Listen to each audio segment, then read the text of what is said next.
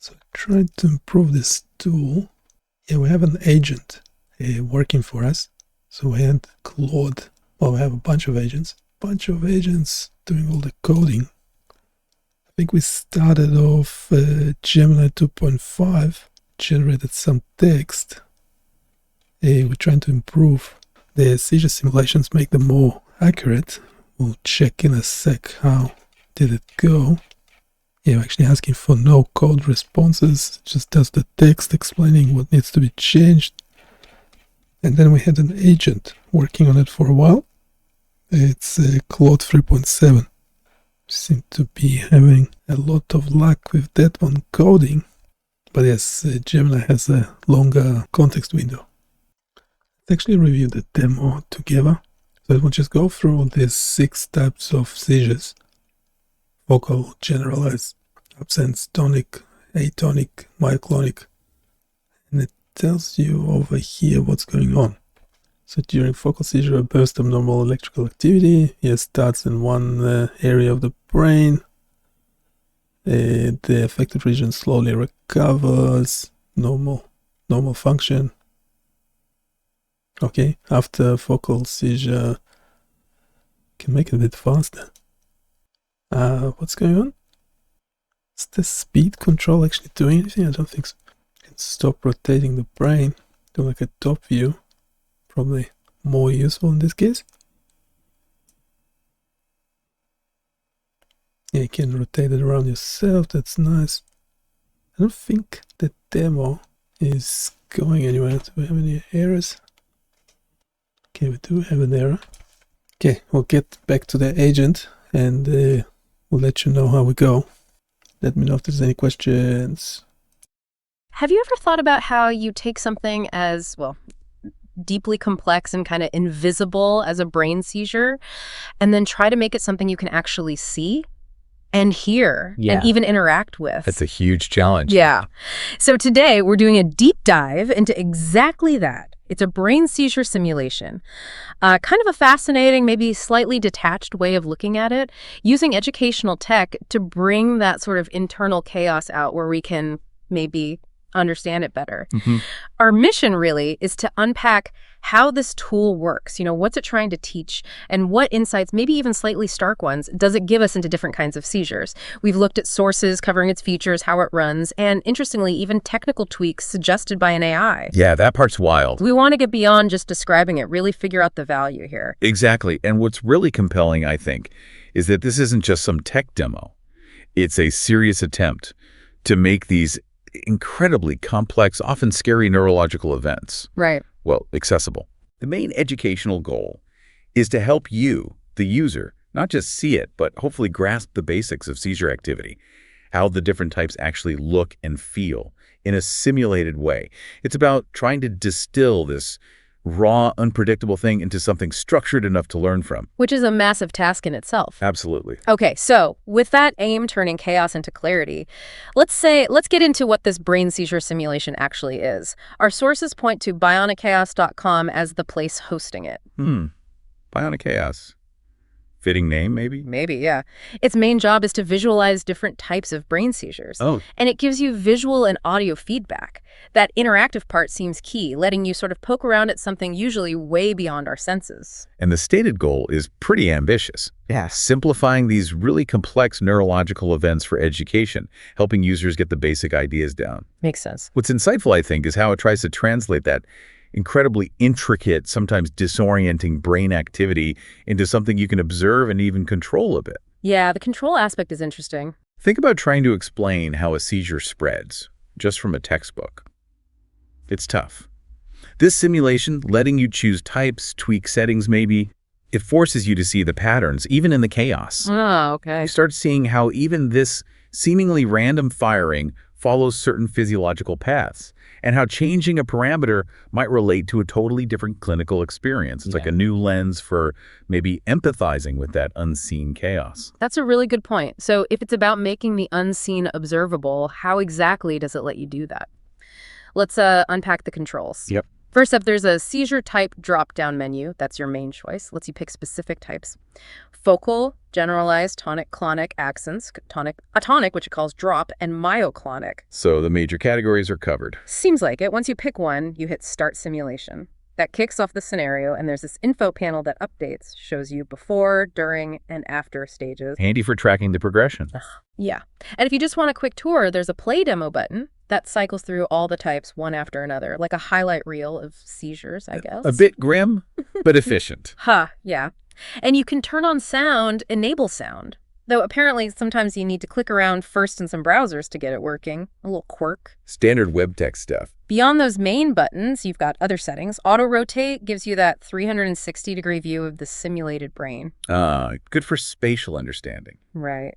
Then sliders for speed default is 1.0x and intensity.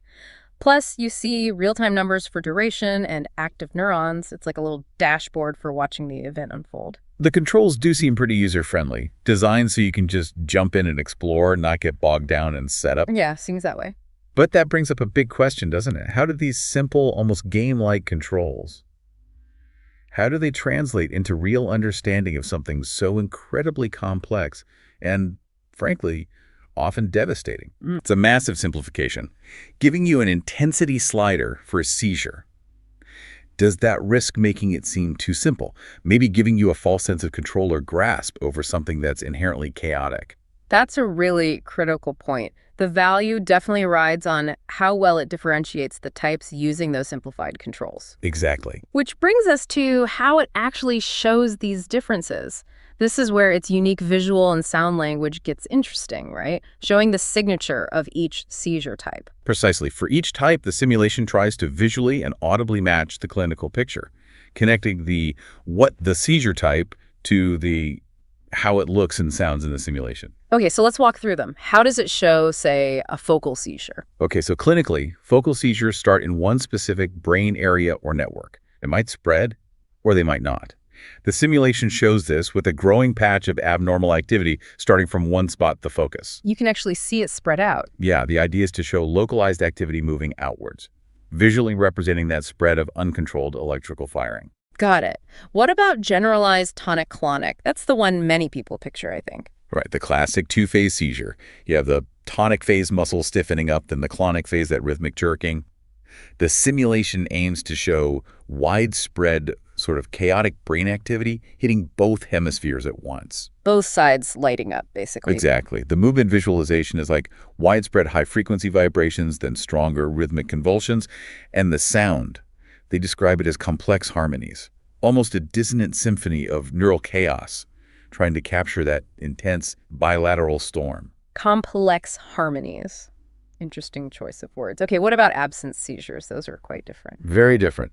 Brief, sudden lapses of awareness, like someone just checks out for a few seconds but doesn't fall. The simulation shows this as a global pause, a freeze in the activity. Everything just stops. Yeah, visually. Yeah. And it mentions representing the characteristic 3 Hz spike and wave pattern you'd see on an EEG, that sort of rhythmic burst and lull across the whole brain that briefly disconnects consciousness. Like hitting mute on the brain. Kind of, yeah. The movement pattern is just that brief global pause. And the sand cue. Brief silence. Very direct representation. Makes sense. Then tonic seizures. Tonic means sustained muscle stiffening, often causing falls. So the simulation shows sustained, intense brain activity that seems to build up gradually, reflecting that continuous muscle contraction. And the sound matches. Sustained tones, yeah, mirroring that buildup of tension. Okay, next is atonic, or as the simulation calls them, drop seizures. Right. Atonic means a sudden loss of muscle tone. People just collapse the drop attacks. The simulation shows this pretty vividly.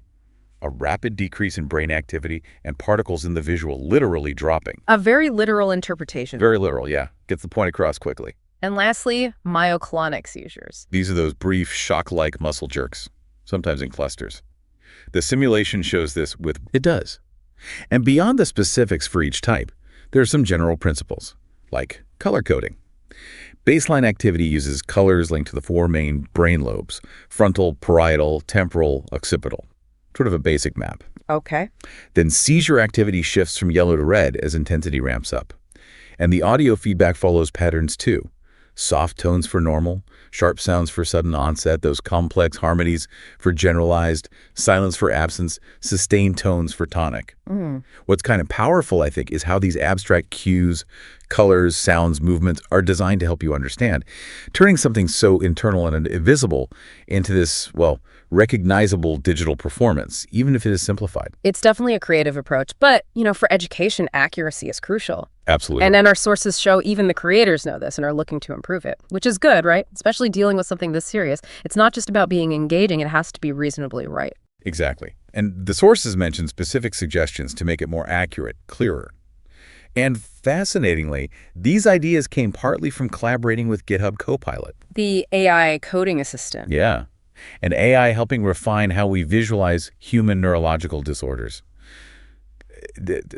Well, that's something. It's not just a tech footnote. It says something about how AI might help us understand ourselves, even these deeply human conditions. That is pretty profound. What kind of improvements were suggested? One key thing was differentiating the tonic and clonic phases better in the generalized simulation. Making that two-part structure clearer. Right. A generalized tonic-clonic seizure has that distinct stiffening, then jerking sequence. The current simulation shows the widespread activity, but making that temporal separation clearer initial contraction, then rhythmic movement would boost the clinical alignment, which is vital. Makes sense. What else? Another point was about simulating focal seizure propagation more accurately. Making the spread more obvious? Yeah. Focal seizures start locally and often spread. The suggestion is to visually show that area of effect actually growing over time. That would really improve the educational value, showing the dynamic nature, not just a static spot. Okay, that seems like a good refinement. Anything else? Using more accurate terminology, specifically using post-ictal for the recovery phase. The period after the seizure. Exactly. Yeah. That critical time when people might be confused, tired, have temporary deficits. It's interesting, even an AI apparently gets the importance of precise medical language. Kind of humbling, actually. Maybe. But now, really crucially, we need to talk about the disclaimer and the relevant literature and further reading section it provides. Right, the caveats. Yes. The simulation is very clear. It's a highly simplified model. For education and illustration only, it flat out says it's not a medical diagnostic tool, not a source of medical advice. Important distinction. Absolutely critical. It calls itself an artistic interpretation, not a precise scientific model. That transparency is key. It offers a window, but doesn't pretend to be the real thing. So it points you elsewhere for actual medical info. Yes, it links to reputable sources like the Epilepsy Foundation, the World Health Organization, WHO, and the National Institute of Neurological Disorders and Stroke, NINDS. It emphasizes seeking professional advice. Which is essential. Totally. For something this serious, simplification helps understanding up to a point, but it must come with these strong warnings. Prevent misinterpretation. Ensure people seek real medical help. It's like a digital puppet show of the brain. Fascinating. Educational, perhaps, but never, ever a substitute for a doctor. That's a really good way to put it. Wow, what a journey through this simulation. We've unpacked its controls, how it tries to show these different seizure types with sights and sounds. It's genuinely remarkable how it lets you visually and audibly grapple with these complex neurological events in an engaging way, even if simplified. Gives you a unique peek at that internal biological chaos. It really does. And this whole deep dive makes you wonder, doesn't it? How do these simplified models, even with all the disclaimers, the artistic license, how do they actually change our ability to understand, maybe even empathize with, really complex human experiences like seizures? Yeah. And if you can apply this kind of creative, interactive visualization to something as intricate and sensitive as brain activity, what other complex systems out there? Maybe things equally chaotic and unseen? Yeah. I don't know, the spread of a disease. Yeah. Climate change dynamics. Could this kind of educational performance art, if you will, help foster deeper understanding, maybe even spur action in other really complex areas too? It's something to think about. We have a human in the loop. Yeah, everything we build is available on BioniChaos.com. Go check it out. Yes, there's an about section. Read that as well. Watch all the 1,000 videos on YouTube.